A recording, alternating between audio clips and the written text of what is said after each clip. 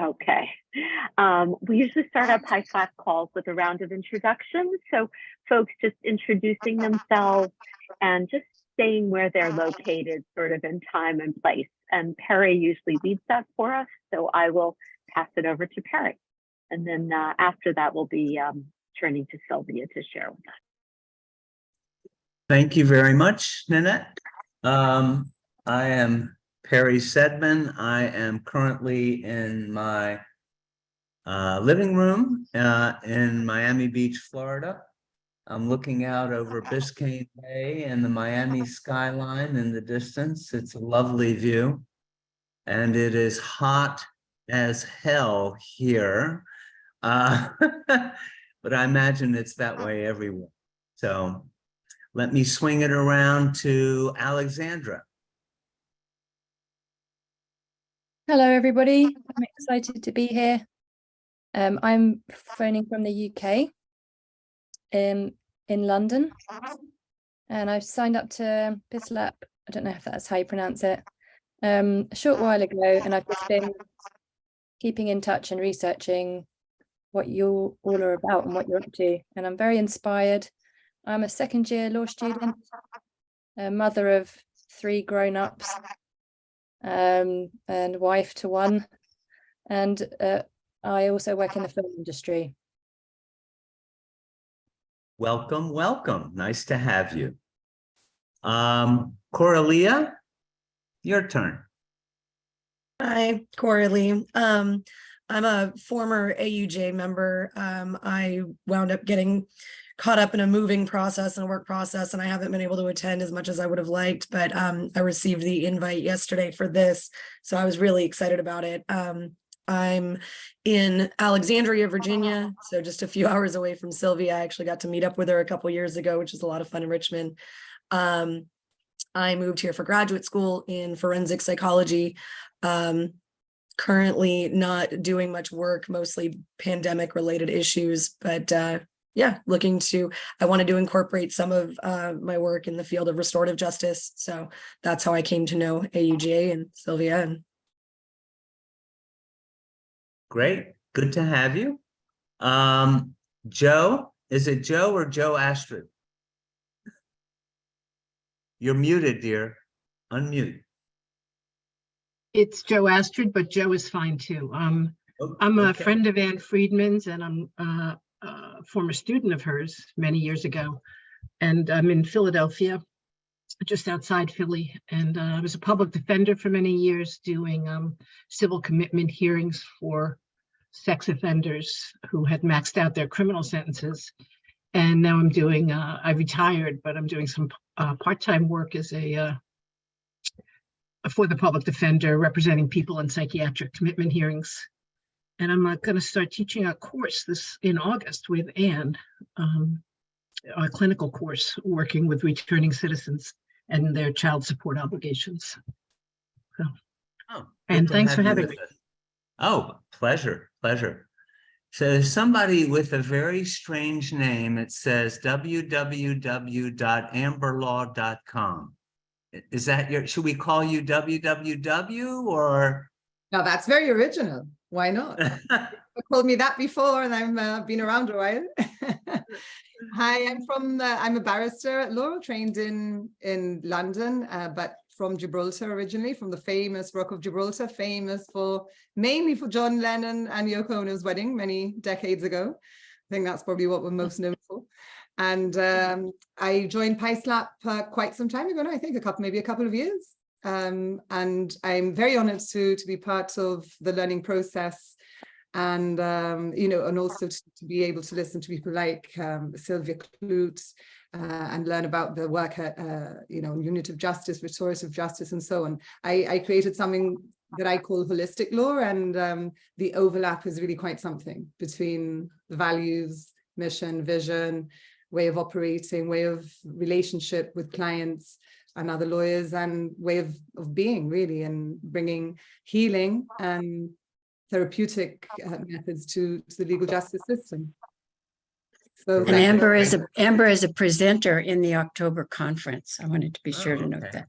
Very Good to honored have to, you. to be invited to be presenting. Thank you. And at the moment I'm in Spain, and yesterday it was a record 43 degrees Celsius. Oh, wow. Yes, I'd never seen that before. So it's actually very, very hot around here. But it's on the Mediterranean Sea and it's very beautiful. So you can just say we're very blessed as well. So thank you for having me. Pleasure, pleasure. Marjorie? You're muted, yeah, okay. Yes. Hand-eye coordination took a while. I'm Marjorie Silver. I am sitting on Long Island in New York and looking out at a beautiful morning when it is not outrageously hot and or humid. I have been involved with PISLAP for a very long time. I'm the proud editor and contributing author to my 2017 book, Transforming Justice, Lawyers, and the Practice of Law, the contributions of which are mostly folks involved with PISLAP, either presently or formerly. Great to have you, Marjorie. Mr. Webb, Stuart Webb, you're up. Yes, thank you. I'm Stu Webb. I'm in Minneapolis, Minnesota, and it's a beautiful day here. I'm up in my 13th floor bedroom with my books, and I'm the founder of Collaborative Law. I retired now 50 years of legal work, and I'm now a teacher and practitioner of non-duality. And I'm happy to be here. I love Sylvia, and I love to hear what you have to say. Thank you. Great to have you, Stu. Terrific. Patrick, you're next.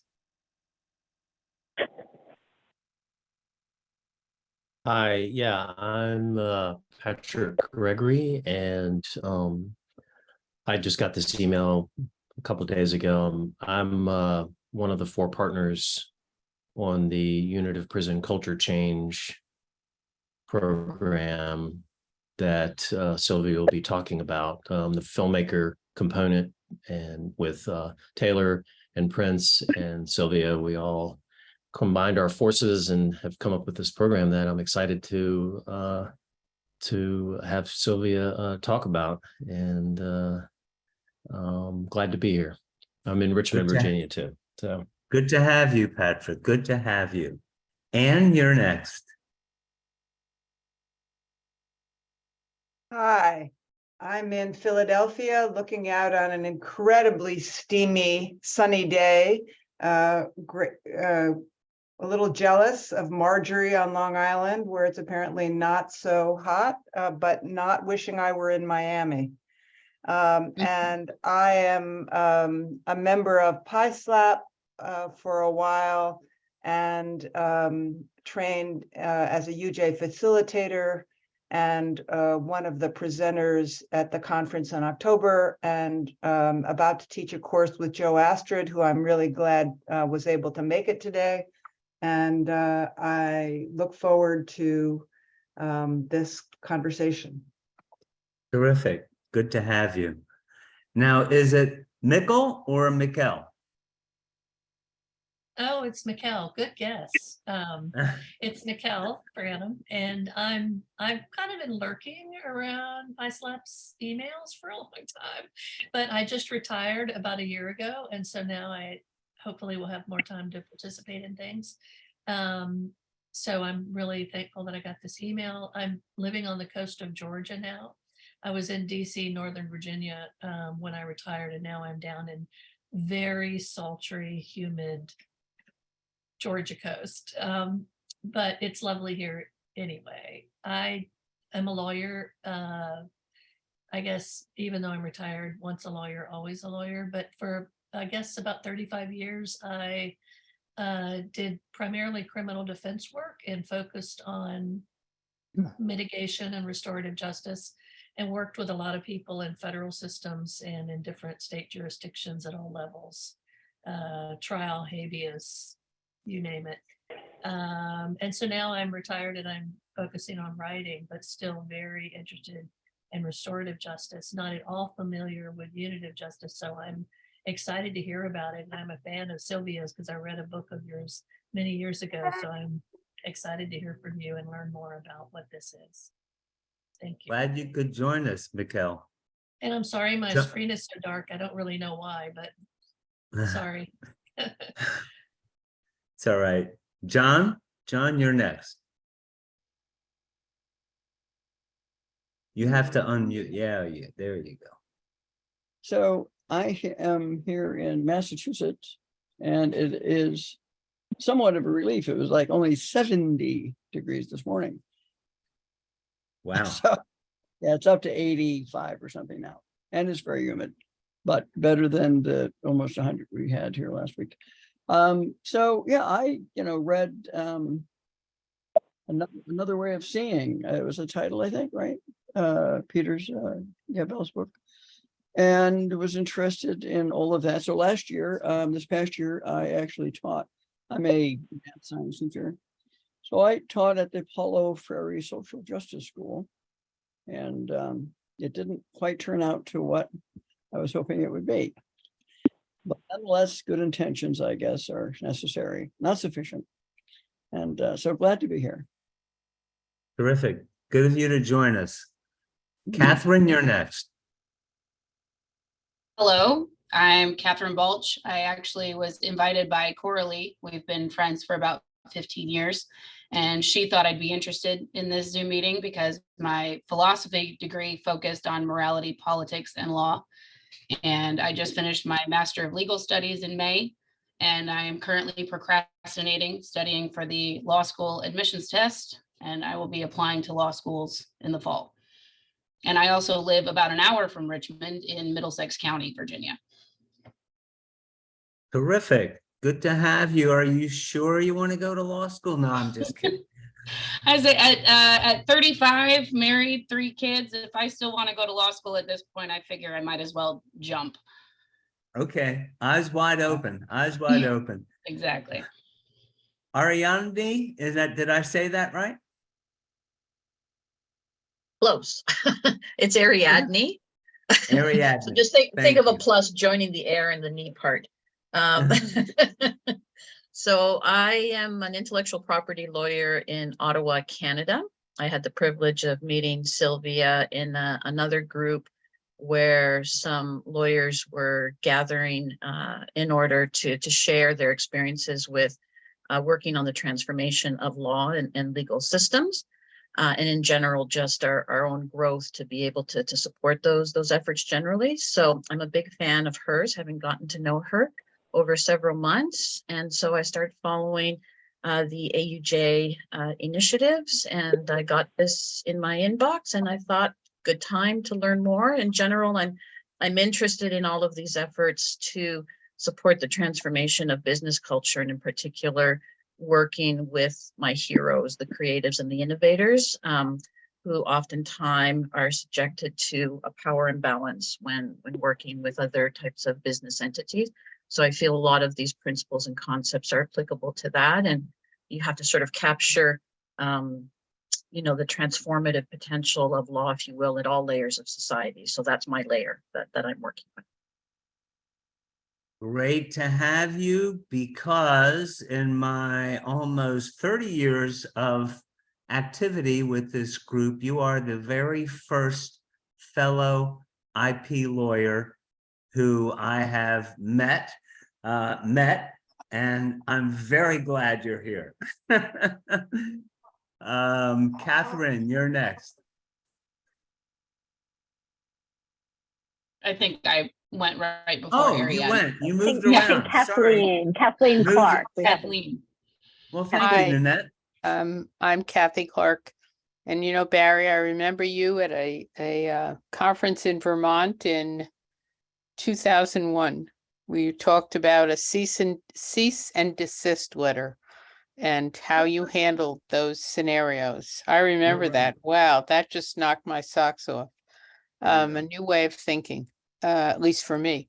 I am in Northern California, outside of San Francisco. I'm a semi-retired lawyer. I do some substitute teaching and some writing. I've worked in with Men on the Inside at San Quentin using restorative justice for 2 years. And now I'm writing about a new problem-solving court in California.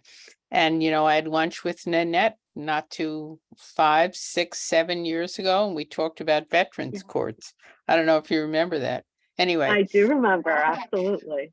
Yes. Anyway, nice to see you all, and I look forward to participating. Welcome, Kathleen. Good to have you. Marilyn? I'm Marilyn Lammert. I'm 15 minutes from Ann Friedman, and I don't know about you, Ann. It's 84 degrees here. It feels very nice. But anyway, I took the Unitive Justice facilitator training with Ann. Ann and I've known each other for well over 50 years. And I'm a retired psychotherapist, social worker, and community organizer, organization development person, sort of different things during my career. And I'm interested in unitive justice. I don't know how I'm going to be involved. I just got this yesterday, so I have to leave because I have another thing at 2. So I'll be leaving in less than a half an hour, just so you know. Good to have you anyway. Mr. Eddie Glenn? Hello. I can turn my camera on. I was finishing my lunch. Hi, everybody. I don't know a lot about PISLAP. I went to law school like a little over 10 years ago and heard about PISLAP, found it very intriguing, but ultimately found the law to be frustrating of my spiritual ideals. So I took a long break from it and became a software engineer. And that career treated me okay, but now I really miss the law. So I'm coming back around and really trying to make justice happen. I have been interviewing for a role as a public defender in Minneapolis, Minnesota. So, you know, hopefully I'll get a call back next week and that'll be official. So yeah, that's me up to this point. I don't know, like I said, I don't know a lot about PISLAP other than like having read some emails and stuff in the past, but interested in learning more from here on out. Nice to meet you all. Nice to have you, Eddie. As a commercial message, we are at www.spiritlawpolitics.org. We have a brand new website up. I encourage you to have a look. And of course, on the very last page, you can join PISLAP at a very reasonable rate. We encourage you to do that. There is a phone number up here, 804-814-3175. Who are you? Having heard no response, I'm going to turn it over to Nanette, who can tell us where. Terry, I think we missed Rand. Rand joined while we were talking. Rand Rosenblatt. And also, the person on the phone call is my husband, but he may not be able to. Oh, connect. okay. Thank Yeah. you for letting us know, Sylvia. Well, Great. thanks for pointing that out. I'm sorry, Rand. All the blocks keep moving around on the screen. Rand? Okay, happy to be here. I'm also in Philadelphia in the hot weather. I had the good fortune to visit Sylvia and her very interesting associates in Richmond. Very impressed with what they're doing. I'm planning to come to the conference. I'm a retired professor of constitutional law and various social justice and democracy courses. You can imagine I have a lot to think about these days. I'm a member of the PISLAP advisory board. I'm happy to be here. Good to have you as always. Someone has just joined named Bernice. Bernice, we're just having a quick go round saying your name, where you are physically, and what you're looking at, basically. You want to take a go? Oh, shoot. Can you hear me? Yes. Yeah. Oh, okay. My name is Bernice Baker. I'm in Richmond, Virginia. And I've just been a member of the Alliance for a while based on a class that I took. And this came up in my email today, so I wanted to check in. Very nice to have you, Bernice. I'm going to turn it back over to Nanette, who can take her turn and then introduce our speaker. Okay. So hello, everyone, and welcome. I know we have some folks who haven't been on a PISLAP call before, who are coming from the world of Unitive Justice. Great to have you. My name is Nanette Shore. I'm also on the PISLAP Executive Committee, long time, I guess, PISLAP activist, I'd say, and I'm very just feel the energy and dynamism in this room, the Zoom room, and so many, so many different interests and streams, and all really hopefully weaving together.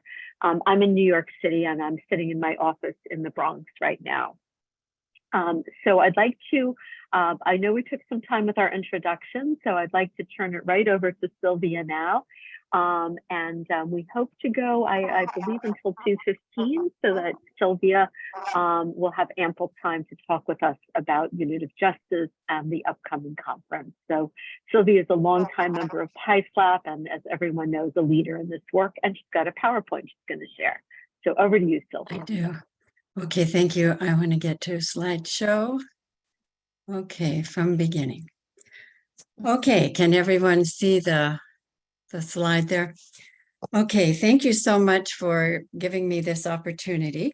I've spoken about Unitive Justice before, but at this point in time, I'm able to report much more about how it's being implemented, because we are very busy now with implementation.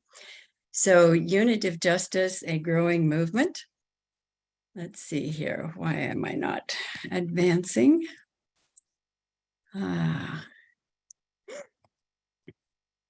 Oh, okay, I might have gone too far. Let's see. Okay. All right. So what I'm going to do first is Unitive Justice has a theory, and that theory is proving to be very, very helpful in implementing various programs and still maintaining fidelity to the process. So this is the basic framework for the theory. 14 arcs that describe 14 structures in a punitive system, compares them to 14 structures in a unitive system, which have no punitive elements. And so this provides like a roadmap for going from a punitive system to a unitive one. I'm just going to explain two of the arcs so you get a sense of how they work. So when we do our training, we often begin going with the principle from rules to values. So a punitive system is going to have rules written by the people at the top, and rules have certain weaknesses. One is that they don't have to be moral. They can be self-serving of the people who are writing the rules. And so those inconsistencies are a major problem. So we talk about going to values, but that doesn't mean eliminating rules. What we do hope to achieve is having rules that are consistent with our values. So not ones that are legalizing what's immoral or self-serving, that type of thing, that we become much more astute about the rules, our laws, our legislation that is passed, and what have you. And values, they are taught by example. We don't need a rule book for that. And also rules apply to specific situations. So every time a new problem comes up, they have to write a new rule. Values, like, they apply to whatever circumstance you're in. Be honest, be generous, be kind. And so that's a huge change. Okay, from control to self-governance is the second one that I'll talk about. A punitive system is about control, and it maintains control using punishment, might, force, that type of thing. And all of those, actually all of the punitive structures undermine connection. And without connection, all that's left in the toolbox is punishment to maintain control. So that's a big problem. So what we talk about having instead is self-governance. So we emphasize governing yourselves out of your values, guided by your inner moral compass. And when you self-govern, you really don't need someone else to be controlling you. So it goes into much more depth, and there are 14 of them, but that's how they work, basically. And this is just a diagram of the 14 arcs that relate to unitive justice. And I love this one because it just has a feeling about it that's very nice. So having a theory makes all the difference in the world. So in our programs, we have a number of programs now, a growing number of them. We have a UJED whole school program, both in the United States and in Uganda. And we teach all 14 arcs in that program. We have a youth program for youth in detention. We use 10 of the arcs for that program. And the Unitive Prison Culture Change Training Program, we use 6 of them. But when you get grounded in one or more of these, basically you're experiencing all of them. So that works very well. And it does maintain fidelity to the process. We have a number of training programs. We've been doing the first two programs, actually it's 2 parts of one program. Unitive Justice for Individual and Community Transformation, that teaches the 14 arcs, a lot of principle and practice. And then the second part of that program is Dialogues and Unitive Justice Circle Facilitation. So our main conflict resolution process are Unitive Justice Circles, and they comport totally with those 14 arcs. And I mentioned the Unitive Prison Culture Change Program, but out of that has come Unitive Justice Criminology Theory, and that is also very consistent with the 14 arcs.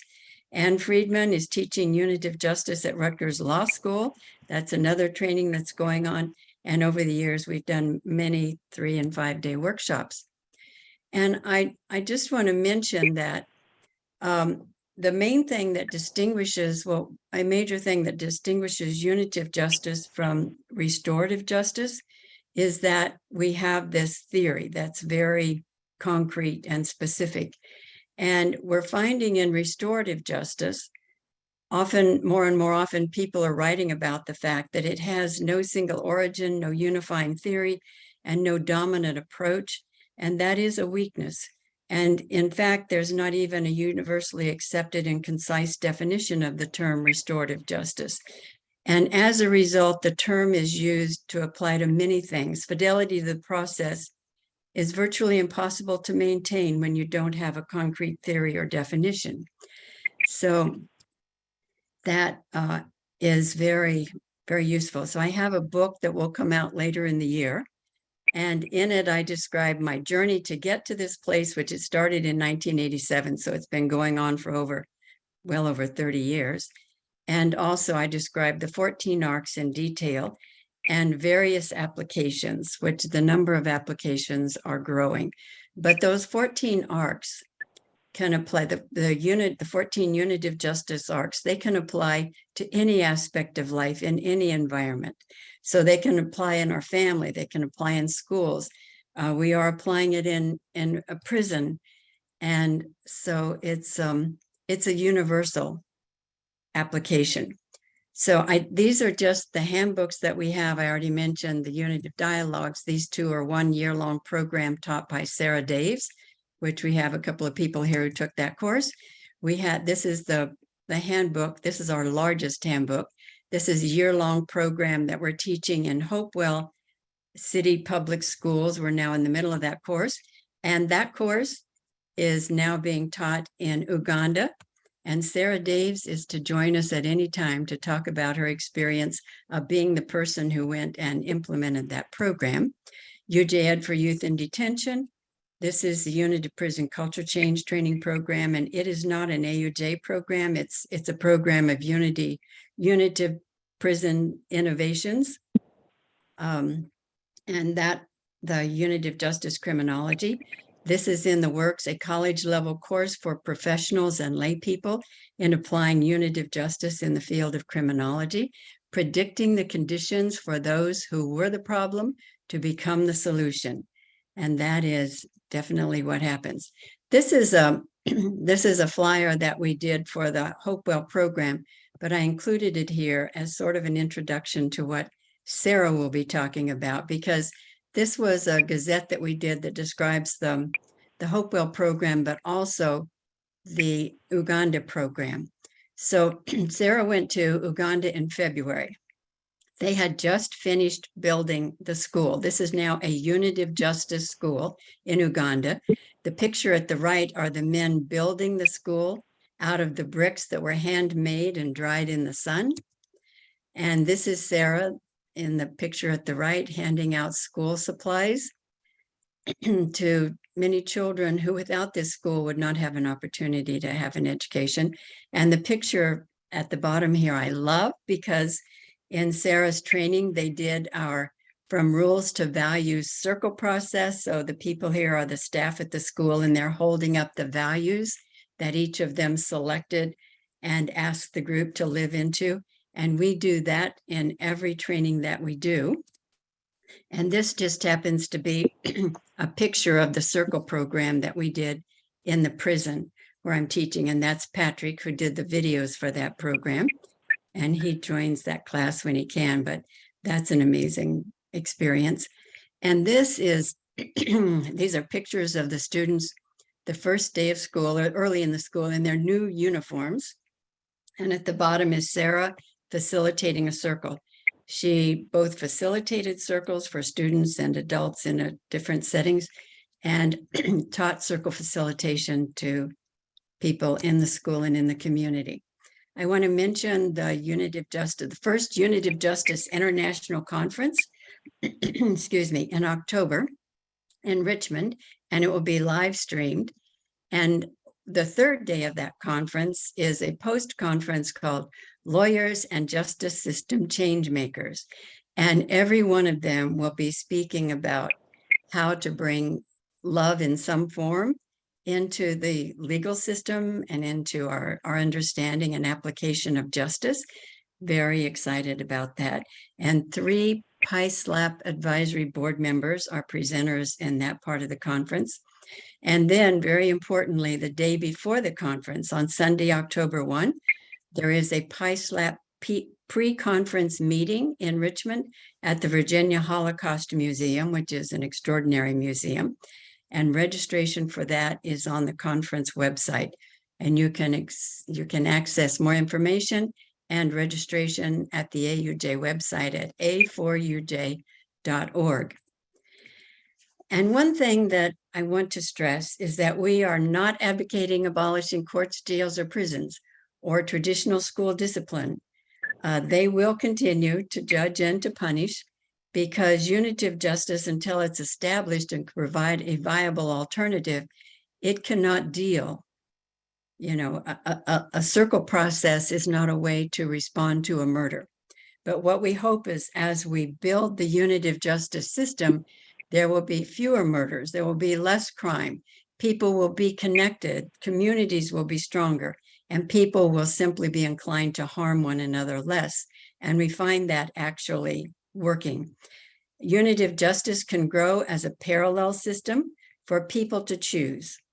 Not mandated, but it's voluntary. But as the unitive system grows, because people find out that it's empowering, it's very effective, it creates lasting change, and they choose it more often, the punitive system diminishes because people have to use it less often. So we see this actually happening, and it's very exciting. So that is the slideshow. And Sarah is going to join us, but she has a limited period of time. Sarah is here. Okay, Sarah. All right. So this part is talking about implementation of unitive justice. And Sarah just returned, it'll be a week tomorrow, from Uganda, where she did this extraordinary program. So Sarah, first of all, please share with us, just give us a short, brief description of you, but most importantly, what happened in Uganda. This is the first time I've seen Sarah since she returned. Thank you so much for having me. I appreciate having some space here, and it's good to see those of you I know and see the rest of you, and especially Sylvia. It's good to see you too. Yeah, so I literally got off the plane a few days ago, and I'm leaving today, so I'm going to try to be articulate here. But yeah, so I spent 6 months in Uganda. I entered this brand new school in February where there were children from 2 years old. So there was a nursery school all the way through 4th grade. But some of the 4th graders were 16, 17 years old. So we had children of all ages in all of these grades. And a lot of the children had not been to school for, well, sometimes some it was their first time in school, and some they had not been for 2 years because there was no school village where they lived, and to walk would have been too far. They still have a very long walk, some of them. But so the reason that I went to Uganda is because the director decided that she wanted to make this a Unitive Justice school. So we decided to do it, and we started training right when the first term began, and we got through the first handbook that Sylvia showed you, the theory.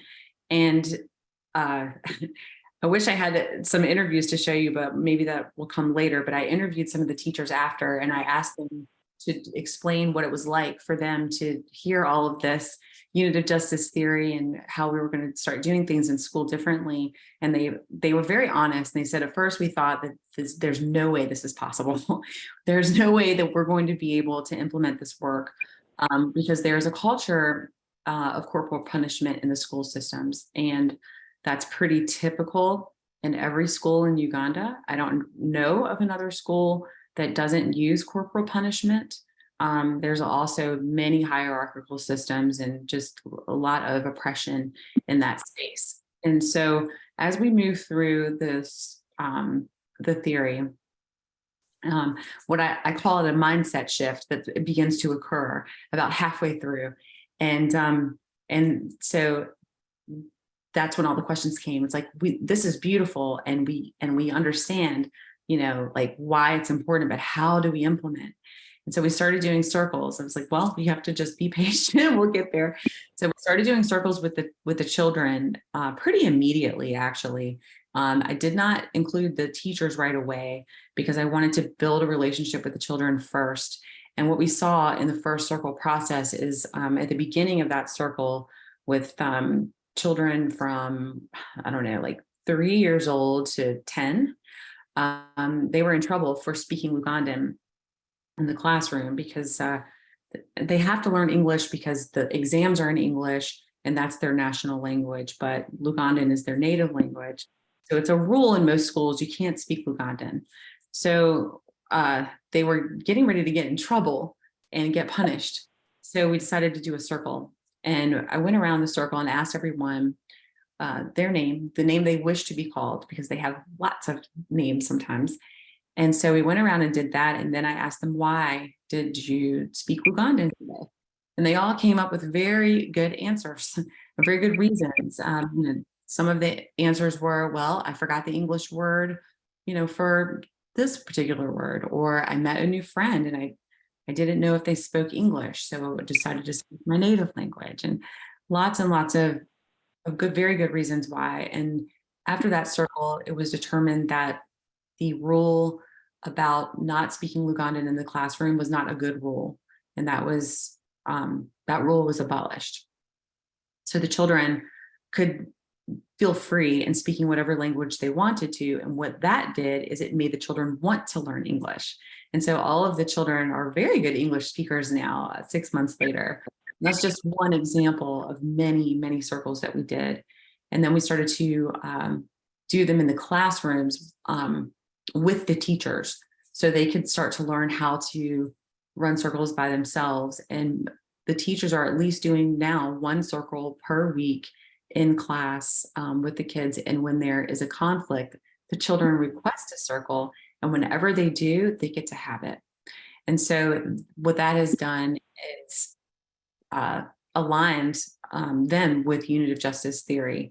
And there is no punishment. There are circles that have replaced punishment. We did have one situation where 2 teachers went on leave for maternity leave, and we brought in a substitute and tried to get her up to speed with what was going on. And they worked with her and really tried to help her understand what the school was about. But because she didn't start from the beginning, it was very difficult for her to stop using corporal punishment, to stop punishment in general. And they had to let her go after a while because so much harm had been caused. And that was really just an unfortunate thing for the children and for everyone. It was just a sad day. But I had never, ever told them to do anything. I never said that, oh, if this thing's happening that's causing harm, we have to stop, because the whole idea of unitive justice is we're not forcing values, right? We're allowing that to unfold naturally. And what has happened over time is that the certain hierarchical structures that were causing harm and actually creating situations where the children were not safe at home because of the grading structure that they had. I'll just explain that really quick. So the grades are posted in every class after every single term, and it's from highest to lowest. So you can have, the kids can all have good grades, but there's going to be someone at the top and somebody at the bottom. And usually the bottom 10 get caned. They bring, in other schools, they bring their own canes to school because that's just part of, if they're not doing good in class or good on their schoolwork, they get caned. So the parents were really upset that their children, these 10 children, were at the bottom of the list, and brought canes to school so they could publicly humiliate their children and beat them in front of all the other kids. And so that was not allowed. And the kids did get beaten when they went home. And so what happened after that was the teachers and administrators realized that they had caused harm using this hierarchical structure and decided to eliminate it. And after that, other hierarchical structures were eliminated as well, including the monitors that were voted in by other students for just having certain roles in the school. The teachers then took over and decided who was going to fill each role based on ability. And so then they expanded the monitor list by offering additional roles. So everyone who wanted a role could have a role, and everybody was happy. And what happened was this monitor situation where the children were tattling on the other kids and then the kids were getting in trouble, that stopped. What happened was these kids turned from monitors to mentors. So now they're in servant leadership roles, supporting other children. And because everyone knows there's no punishment, we're living by values.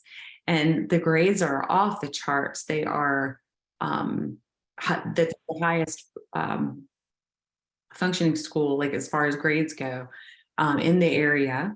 And also there have been people in the village that come to the school to visit because the children are showing up in their neighborhoods in a different way. And they're just living into the values, right? And so they come, they say, well, your children are just so respectful and wonderful, and we just want to see what you're doing here. And then parents have also come to ask questions about how they're doing things differently. And because, nobody really wants to beat their children, but this has become part of the culture, and they want to do something different and they want to learn. So that's just a little bit of what's happened. I'm happy to share more examples, but I don't know how much time you have here. Sylvia, you're muted. Mute. Okay, so Sarah, I'm sure we have some questions for you, and I think that's probably the best use of our time, because this is such an extraordinary development and unitive justice. So Nanette, is that okay? Can we just have some people ask Absolutely. Sarah The questions? dialogue would be great. And Okay, do you want to monitor that? You know sure, I who can do that. who has questions? Let me just go back to full screen. Hold on a second. Okay, so the floor is open, everyone. But I have an immediate one. Maybe I'll just start it off and then please others. So Sarah, thank you.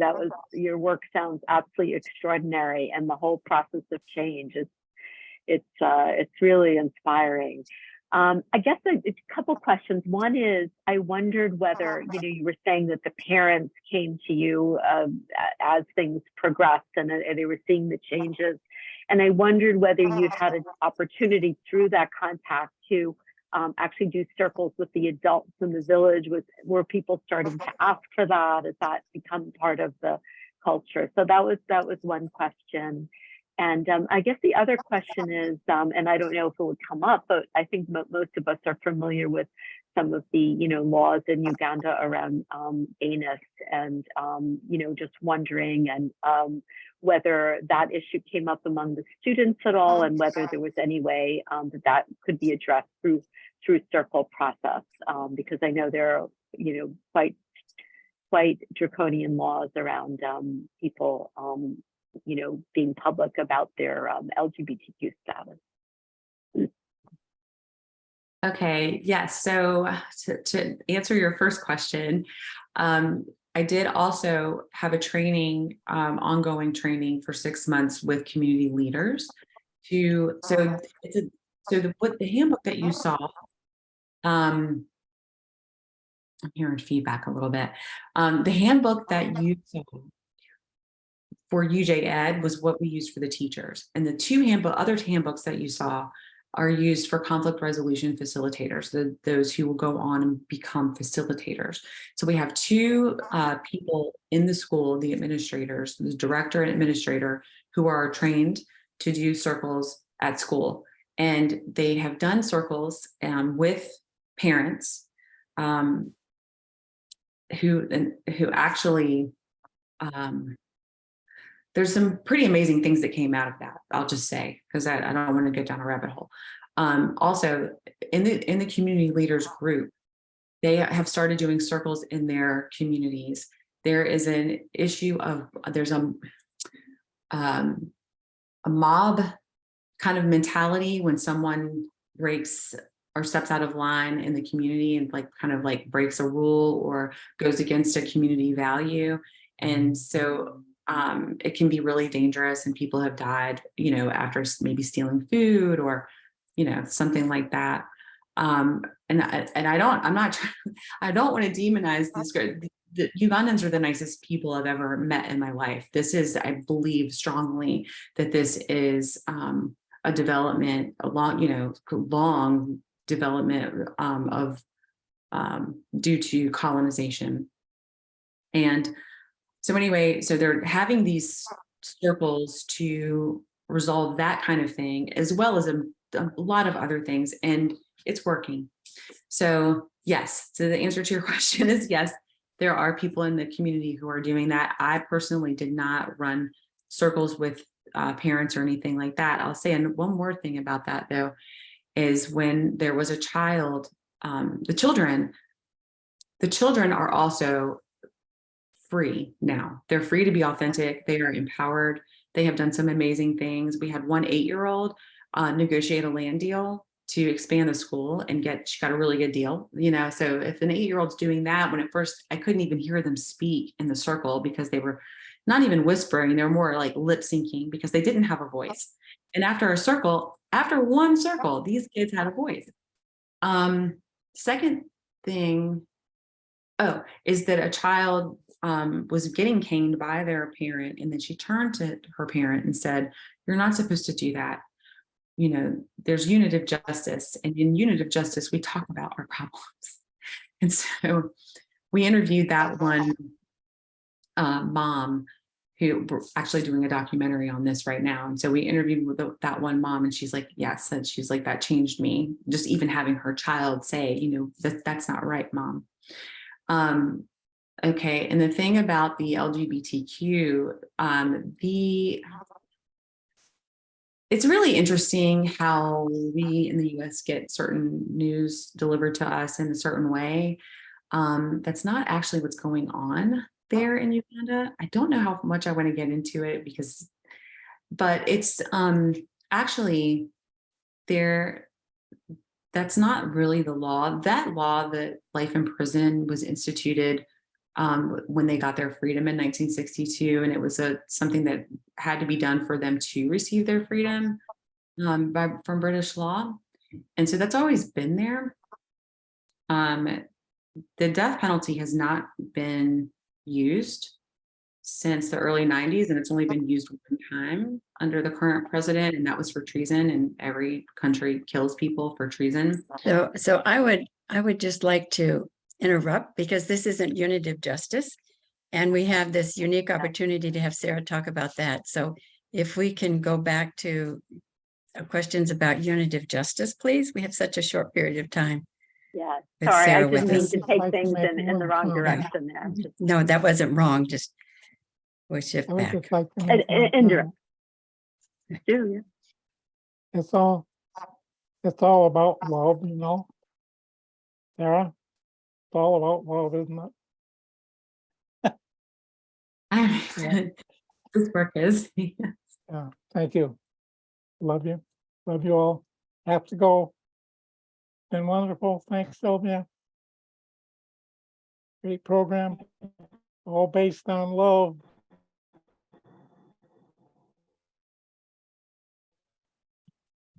Yes, can we, the floor is open for other folks to comment and or draft Sarah questions.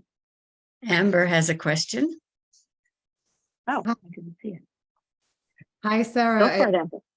It really is extraordinary. It's really actually, I've got the goosebumps going, and it's actually very emotive to hear as well, the transformation and how powerful just one, as you said, one circle process can be in liberating and empowering children and adults. I was interested to know whether you managed to connect with any actual lawyers in Uganda, or if there's an equivalent bar council or community of lawyers, mediators, judges, and whether they've shown any interest in the amazing work and results in the schools, and whether they're interested in adopting maybe and learning more about UJ in the legal system there. No, I didn't talk with any lawyers or judges. I did have many conversations with actually a former member of parliament who went to school with Sylvia, and she already knew about unitive justice and was very excited. And she asked me, why wouldn't I start teaching in the universities? Because she felt like that would be a better use of my time there. And I disagree. Starting at the grassroots level and proving what this can do is, to me, a better use of my time there, because we have proof, right? And then we can collect that research and share it with, it's like if you do it in the United States, and then you say, oh, look at this, lawyers and judges from Uganda, and they're like, well, that's the United States. That's never going to work here. And I kept hearing that over and over again from everybody I was training. Until I didn't. So I think it was important we have 150 children in that school now, and 7 teachers, and now 8 trained conflict resolution facilitators in the Wakiso district. And it's not a ton of people, but they have access to others. And I have no doubt that it will continue to expand. And there's also some conversations happening now about creating a unitive justice center in the Wakiso district, where people from all over the world can come and learn from these people who have learned it there, because they're highly engaged in this work. And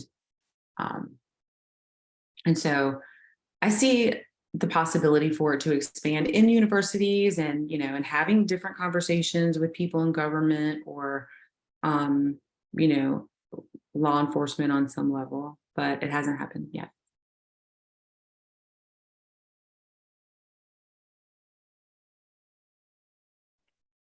Sarah? Other folks?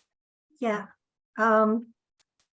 First of all, just such amazing work that you've been doing. I'm so glad to hear your story, but I'm curious how, and if you said this, I apologize, how you chose to do this in Uganda, in this specific location, with this specific school. Right. Well, actually, I had a dream that I was in Uganda. And it was a very vivid dream. And then a few months later, I was on a networking call and I met two people from Uganda.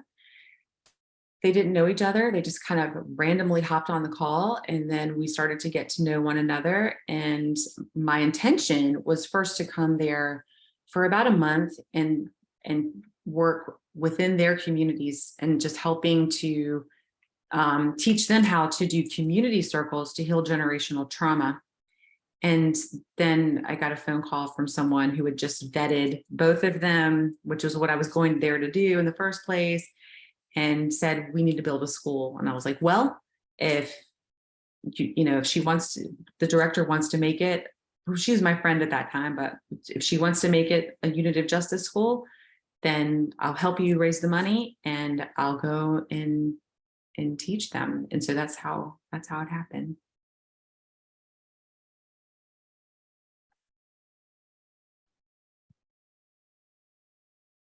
Folks have Okay, so questions for Sarah?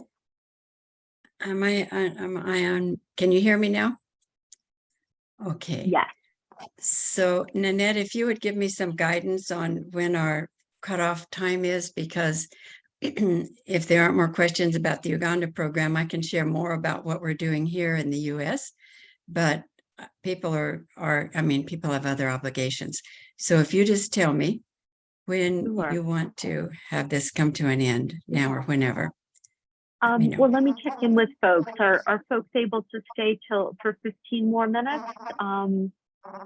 Yeah, I'm seeing a lot of nods.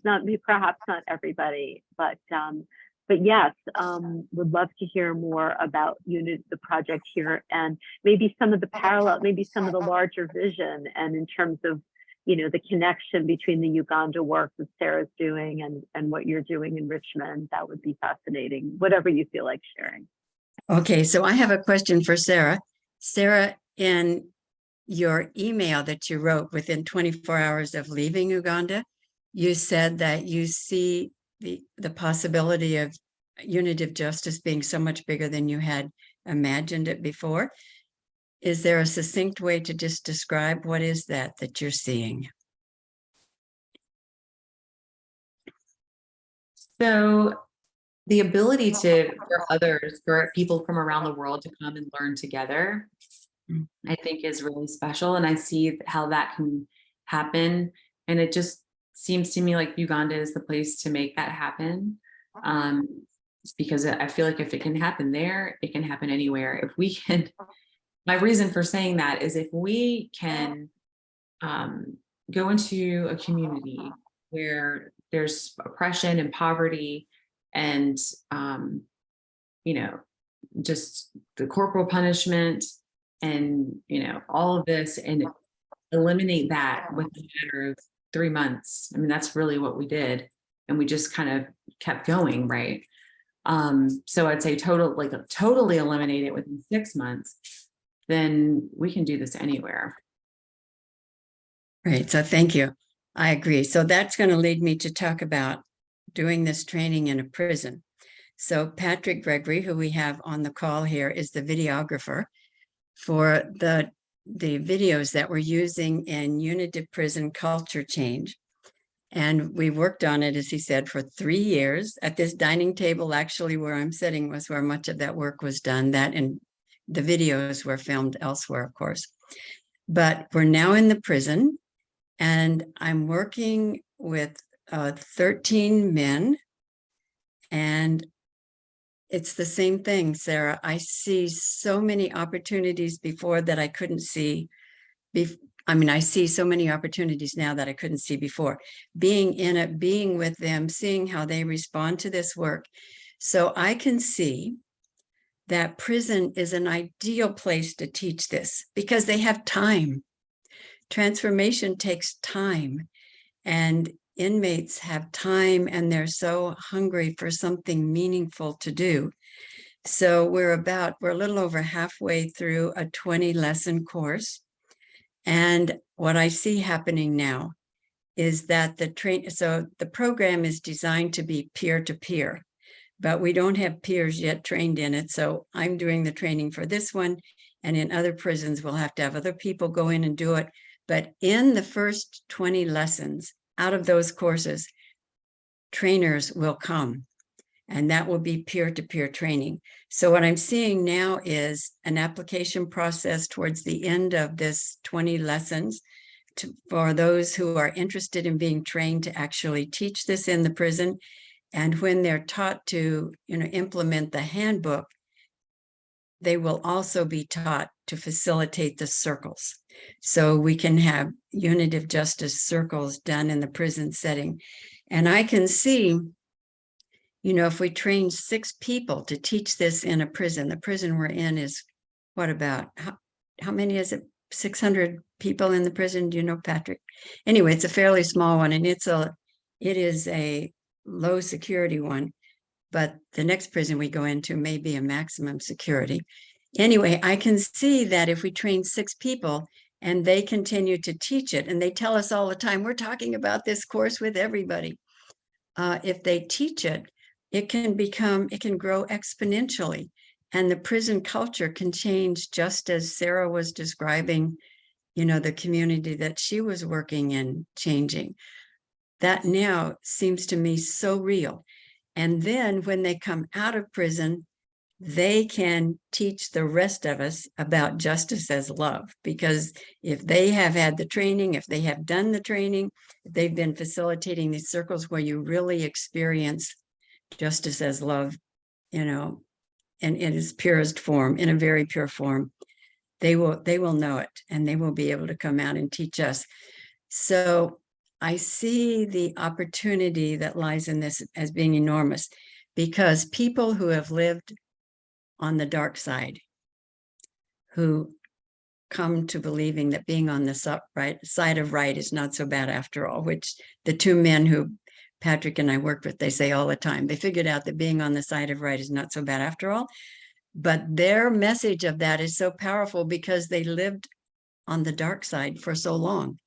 And so coming from them, it really is, it's a different message. I can talk about it and people sort of yawn. When they talk about it, they sit on the edge of their seat. So the opportunities, the possibilities here are just enormous. In addition to that, we are now teaching it in 2 schools in Hopewell, a middle school and a high school. Before, I was doing it in professional development during the summer at the School of Education at Virginia Commonwealth University. But the people came from different schools, teachers, administrators, principals, what have you, from different schools. And when they went back to their schools, there might be 2, 3 at the most who were trained in this, and there wasn't a critical mass. So this is the first year that we've changed the model. We are now training a UJ Ed leadership team in each of these schools. So it's 2 classes we're teaching, and we are teaching them to implement it themselves, and so that the critical mass will be there and it will be sustainable. Our next class that we will have in August, because we're now on break, the next class will be a planning session where they talk about how do they make this, what do they envision for this program a year from now, 2 years from now, 5 years from now, because that's the plan. And one of the people in our program took Sarah's year-long class. Yes, I must tell you about Sarah's year-long class. That's where those 2 handbooks are used. And now if AUJ wants to hire somebody, the prerequisite is they've taken Sarah's class. Highly recommended. It's amazing. A year long, it's online. Anyway, there's a person that we're training who also took Sarah's class. And now she's already facilitated her first circle with students. And that's gonna change everything. That really makes this, 3 years, 5 years from now, it's going to be there because they have her leadership and two teams in each school that at least know the groundwork. And we're planning now how to train the teachers on doing talking circles. And the school is very troubled. Kids are in gangs, get killed, they kill each other. It's all of that. It's much harder to teach the teachers because they don't, unlike the inmates, they don't have the time, the luxury of time that the inmates have. But it's, I forgot what I was going to say when I was talking about that. Anyway, if we can get this change in the school, I know that it will impact the community. And no doubt, when we haven't begun doing it with the students yet, nearly as much as I would like and that we plan to do. But as these students do it, I'm sure that they will go home and talk to their parents about it as well. But when there's a conflict, if we can intervene early on before it escalates into violence. And in the circle process, what happens is they communicate, and you really, oftentimes you see your shared humanity. And when you recognize each other at that level, you don't hurt each other. No matter what happened in the past, there is a transformation that happens. It's very powerful. So those are being implemented at the time now with more plans on the table for what we will be doing. I hope that Paul Taylor and I will be able to teach unitive justice criminology very soon, beginning probably with a 1-hour class online that will be free. But eventually we really do want it to be a college level course, but it's not only for professionals, because to learn this work and understand it, you have to be a human being. You don't have to have a PhD. So anyway, those are things that are going on. Any other questions about any of this that someone has? I actually posted in chat, but you may not have seen. Can either you or Sarah post a link to her online course? Sarah, please do that. And when does it start? I know you're finishing up the present one now. It ends in what, October or so? Yeah, it's either going to be at the end of October or mid-November. What I can do is I can send you, because I'm overhauling my website right now, I can send you my email, and then it does require and it's a process, and like an application process, because the spots are so limited. I can only support 10 to 12 students at a time because we're going all year. But typically it begins around the 3rd week of January. Sylvia, may I ask you, one of the things that I'm always very interested in knowing is how you vet participants for circle processes in terms of keeping the circles safe. So you mentioned that you're moving into possibly sort of higher security prisons, where I'm guessing that the reason that is because the crimes committed will be a lot more serious. And so is there, for example, a medical diagnosis of whether somebody's, a psychopath, or whether, I'm not sure, if there's any other kind of mental illness that would make it dangerous, or is this an obligation for everyone to participate? So the people who take this course are handpicked by someone who's familiar with them. So they're handpicking people who are going to be more open to this. But I had a very interesting experience. Our criminal law system depends on all of us being mentally conditioned to believe that the people in the prison are the worst of the worst. And so I'm teaching this class. We did our circle process, and we have a process that we do. Values are an abstract concept. So we have particular processes we do to have people understand what we mean by the term values. And in that, they first share a time when someone was kind to them, and then they put a name on what was that kindness. Were they generous? Were they trusting, or whatever? And then they share a time when they were kind to someone else. So we did this exercise, and it was beautiful. It always is when we do this. And afterward, I had the most uncomfortable feeling. Something was out of whack. It took me a day to realize that it was cognitive dissonance. I was with these people who were kind to one another. They are kind to me. They were, doing this beautiful exercise, and we were surrounded by barbed wire.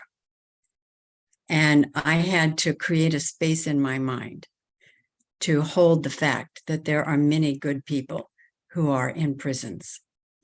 And so I'm sure that as we go into a prison, those people who are most, I'm not at all worried about being safe in that setting and with the people who I will be with. I suspect after a few times being with them, if I was threatened, they will defend me. So yeah, No, but you're that's saying the handpick. So there must be a process where the handpicking happens. Like they must have some sort of. so yes, we're not involved in that process. So Okay. some administrators will select the people who they think are ready to do this class. And that is, it is a hurdle teaching them. And so that there are at least people who are believed to be open to it is best. The idea, when we first presented to them the idea of loving kindness as an alternative to retributive justice, it was like, oh, no, we can't do this. Someone murders my mother, I'm going to murder them. And I said, well, maybe if we can change the circumstances, it'll be less likely that your mother will be murdered. But it was really hard for them to even imagine what I was talking about. But now we're past that. They know what we're talking about. Patrick and I were just in class yesterday, and we did a reflective listening exercise. They were to share a time when they were harmed. That's the first level. The second one is they try to discover the underlying brokenness that was triggered in them when that harm occurred, because our past conditioning often dictates how we react when we are harmed or when we're making the decision to harm someone else. And if we can discover what that underlying programming is, it stops running the show to the extent that it does when we don't know it's there. So in this process, that's what we were doing. And it was amazing, but it was difficult for them. Patrick, do you want to add anything about that yesterday? Yeah, well, thank you, Sylvia. You described it very eloquently and accurately. My perception was very similar. I think the word that comes to mind for me, and just in this whole experience, is just I'm really kind of speechless. These guys are just the kindest, nicest, thoughtful. There's just so much. They're so open, and it's funny. I'll share this little story. I've gotten to know a few guys better than others, and learning their names. They all have their nicknames and stuff, and it's fun. And my brother was in he had to go to the hospital, and so I couldn't attend a class about a week and a half ago. And Sylvia went in and said I wasn't there and all that, and then Wednesday I went back, and about 4 or 5 people asked me how my brother was. They're like, hey, how's your brother doing? And I was just like, wow, okay, cool. And I said, thank you for asking. I updated them and all. And then another story that stands out is one fellow in there, his name is WAP. And, at the very first class, it was an introduction class, got the lay of the land of how the program will work and all that stuff. And everybody had a minute to say something. And everybody was very, excited and optimistic, except one guy. His name was WAP. And he was like, well, I don't, this may be for y'all, but I don't think it's for me. But the transformation that we've seen in him over this past, I guess 10 lessons, 5 or 6 weeks has been amazing. I think he's probably the most open person in the group. There's been a lot of tears shed. There's been just a lot of really very, very vulnerable and personal things shared about family history and experiences, which, you know, yesterday was an example of where that could go, because they all, you know, came from, you know, dysfunctional families. You know, that's sort of the common thread. And, you know, and I think we all can relate to it in some form. And, you know, we all got to share at the very end. And the last thing that one of the things that I said was that, you know, we're not all that different. You know, we're from, you know, the human experience is very similar. We just all are under we all have a different story, but it's also a very similar story. And there's a lot of power in knowing that. And I think that's a testament to the process that we've been through and how this is just really building a very tight community. And I'm just excited as to how it's going to continue and where we're going to be in the next few weeks. Pretty amazing. It is amazing. So Nanette, I think that's a perfect place for us to come to a close. And thank you so much for this opportunity. Oh, thank you. Thank you so much. Patrick, thank you for what you just shared. Sarah, thank you for sharing your work. And just the vision is extremely inspiring. And I know we have all many thoughts about it and curiosity and interest. And come to the Unit of Justice Conference if you can and talk about it more. So thank you both, all three of you, and everyone who hung in there a little bit later than we anticipated. It's wonderful to be with you. So and this will all be featured at the recording. conference. Yeah, and all be featured at the conference. These people who are doing these programs will be speaking about them. And 3 people will be there. Sarah and 2 other people from Uganda will be there to talk about that amazing program. All right, so thank you. Bye, everyone. Thank Be you. well. Thank you, Sylvia. Thank you. Take care, everybody.